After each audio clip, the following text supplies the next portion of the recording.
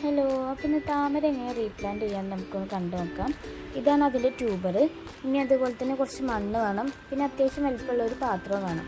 അപ്പോൾ ആദ്യം തന്നെ കുറച്ച് എല്ലുപൊടിയാണ് ഇട്ട് കൊടുക്കുന്നത്. അത് ഒരു പാകത്തിനനുസരിച്ച് നമുക്ക് ഇട്ട് കൊടുക്കാം. പിന്നെ അതുപോലെ തന്നെ ചാണകപ്പൊടിയാണ് രണ്ടാമത് ചേർത്ത് കൊടുക്കാൻ പോകുന്നത്. ചാണകപ്പൊടി കട്ടയായിട്ടുള്ളതാണെന്നുണ്ടെങ്കിൽ ജസ്റ്റ് ഒന്ന് ഉടച്ചിട്ട് കൈ കൊണ്ട് ഉടച്ചിട്ട് വേണം ഇട്ട് കൊടുക്കാൻ. ഇനി അതിലേക്ക് കുറച്ച് വെള്ളം ഒഴിച്ച് കൊടുക്കുക. ജസ്റ്റ് ഒന്ന് കുതിരുന്ന വരെയുള്ള വെള്ളം ഒഴിച്ചെടുത്താൽ മതി. പിന്നെ അതിലേക്ക് മണ്ണാണ് ഇട്ട് കൊടുക്കാൻ പോകുന്നത്. മണ്ണിട്ടതിന് ശേഷം കുറച്ച് വെള്ളം ഒഴിച്ച് കൊടുക്കണം. ഇനി അടുത്തതായിട്ട് നമുക്ക് ഇതിൻ്റെ ട്യൂബർ അതിൽ നിന്ന് ഇളക്കിയിട്ടെടുക്കണം. ആ ട്യൂബർ മാത്രം ഇളക്കി കിട്ടാൻ ജസ്റ്റ് ഒന്ന് കുടഞ്ഞിട്ട് എടുക്കുകയാണെന്നുണ്ടെങ്കിൽ പെട്ടെന്ന് ഇളകിപ്പോരും. ഇനി നമ്മൾ ആദ്യം ഉണ്ടാക്കി വെച്ചിട്ടുള്ള ആ മണ്ണിലേക്ക് കുറച്ച് ചളിയാണ് ഇട്ട് കൊടുക്കുന്നത്.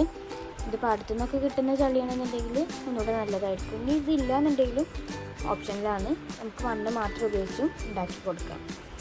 അപ്പോൾ ഇത് ഏകദേശം ഒരു കവർ ചെയ്യുന്ന രീതിക്ക് മേൽഭാഗം വരെയൊക്കെ ആക്കി കൊടുത്തിട്ടുണ്ട്.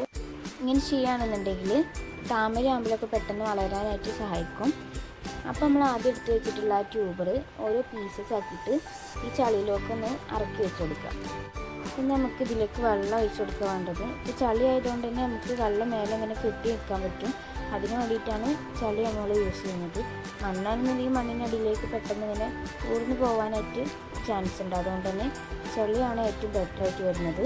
അപ്പോൾ നമ്മൾ ഡയറക്റ്റ് അതിലേക്ക് ഒഴിച്ച് കൊടുക്കാതെ ജസ്റ്റ് ഒന്ന് കയ്യോ എന്തെങ്കിലും വെച്ചിട്ട് വേണം ഒഴിച്ച് കൊടുക്കാൻ. അപ്പോൾ ഇത്രയേ ഉള്ളൂ. ഇത് വെയിലുള്ള സ്ഥലത്ത് വേണം വെക്കാൻ. കുറച്ച് സമയം കഴിയുമ്പോൾ വെള്ളമൊക്കെ തെളിവെള്ളമായി വന്നിട്ടുണ്ടാവും.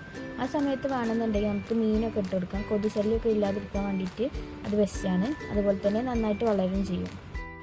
ബാക്കി അപ്ഡേറ്റ്സൊക്കെ നെക്സ്റ്റ് വീഡിയോയിൽ അറിയിക്കുന്നതാണ്. അപ്പോൾ അതുവരേക്കും ബൈ.